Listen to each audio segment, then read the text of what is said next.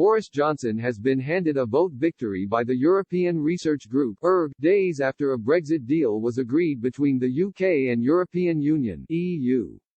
Prime Minister Boris Johnson has been handed a Brexit vote victory that Remainers cannot argue with after the ERG recommended its members vote in favour of the Brexit agreement. ITV's political editor Robert Peston tweeted, "ERG officers have recommended members vote for the deal.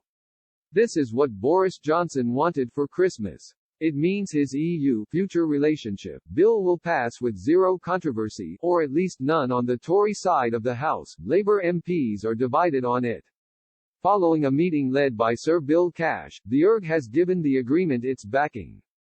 In a three-page statement, the ERG said, "Our overall conclusion is that the agreement preserves the UK's sovereignty as a matter of law and fully respects the norms of international sovereign-to-sovereign treaties.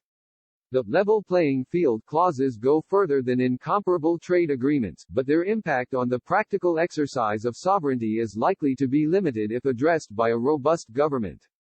In any event, they do not prevent the UK from changing its laws as it sees fit at a risk of countermeasures, and if those were unacceptable the agreement could be terminated on 12 months' notice."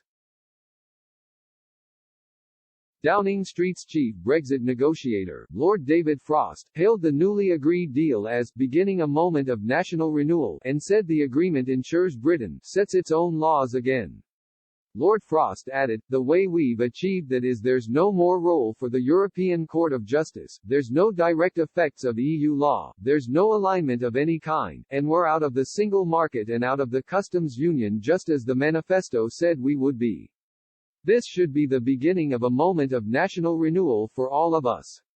All choices are in our hands as a country and it's now up to us to decide how we use them and how we go forward in the future."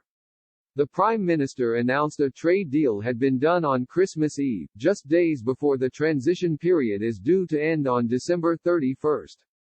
When discussing the deal, Mr. Johnson insisted it would withstand even the most ruthless scrutiny from the ERG. The Prime Minister conceded the Christmas Eve deal, perhaps does not go as far as would like, over access to the EU's markets for financial services. He did, however, admit the agreement brought an end to a long and fractious period. While Mr. Johnson should not have many issues whipping his own MPs into voting for the deal, problems are likely to arise when it comes to political opponents in Westminster.